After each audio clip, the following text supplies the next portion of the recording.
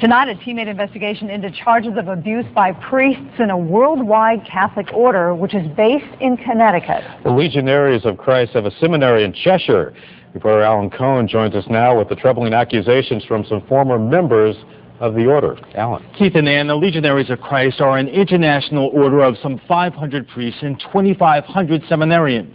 Pope John Paul II has often expressed his affection for the Legion and its founder. But as you're about to see, life inside the Legion has now led some to come forward with charges of abuse.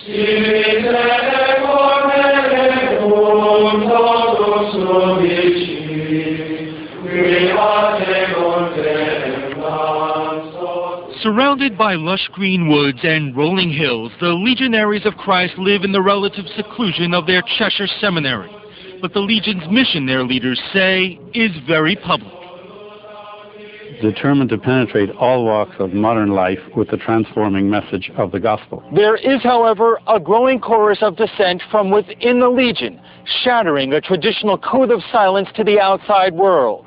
And now, for the first time, those dissenters are going on television with allegations of physical abuse and claims of an existence so structured it amounted, they say, to brainwashing.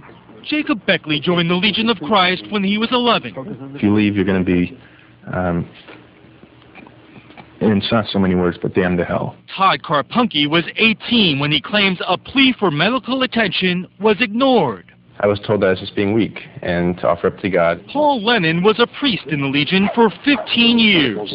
I think the problem is the methods that the Legion uses, which are inhuman. A former priest and two former seminarians meet each other for the first time to talk about their personal ordeals.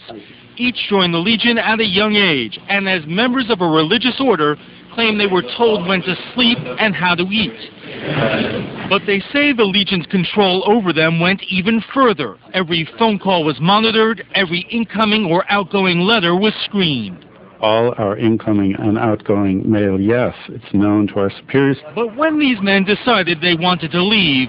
And I was told that, I couldn't leave. Although literally I knew I could walk out the door and walk down the street and leave. But, that I had a vocation, they told me. Souls are depending on me. We wouldn't be able to achieve our mission if we had a bunch of mind-controlled robots who are scared of being damned unless they leave. Legion officials have a far different view. And they gave us a rare peek inside their Cheshire Seminary, where we saw seminarians learning, praying, even playing. But it's what you don't see, former members say, that haunts them still. Like Todd Carpunky says, what happened to him during the summer of '93, when he began experiencing severe back pain. Did you go to the doctor? No, I couldn't ask to. Carpunky says he asked more than a dozen times over a 2.5-month period. It was only after he turned yellow, he says, he was taken to the hospital and had to have his gallbladder removed. I'd gone so long with my gallbladder in that state that my liver had also become infected from my infected gallbladder, so they had to have a tube inserted. They went down to my liver to drain the infection. The response from one of the Legion officials Carpunky claims he appealed to, it never happened. Do you have any record of him having a kidney problem, gallbladder, no, liver? No. He says, and again, these are his words, right, that you told him, specifically that you told him that you needed to be stronger and offer up to God and to take a swim. No, I don't think so. But medical records we've obtained from St. Mary's Hospital in Waterbury show Carpunky was treated for a gallbladder and liver ailment in 1993. Legion officials later acknowledged they paid for the surgery and say they didn't get medical help for him earlier because they thought he was a hypochondriac. I would describe it at the very least as emotional abuse. In the case of Todd, that's just horrific. I mean, he could have died. We asked Dick Politano, a family therapist who works with the Catholic Church in Connecticut, to talk with these men and give us his perspective. What are we talking about here? Pretty outrageous behavior.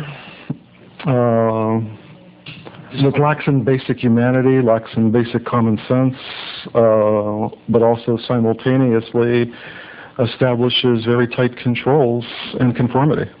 And to a man, these former legionaries say their motivation for talking now is simply to let the public know.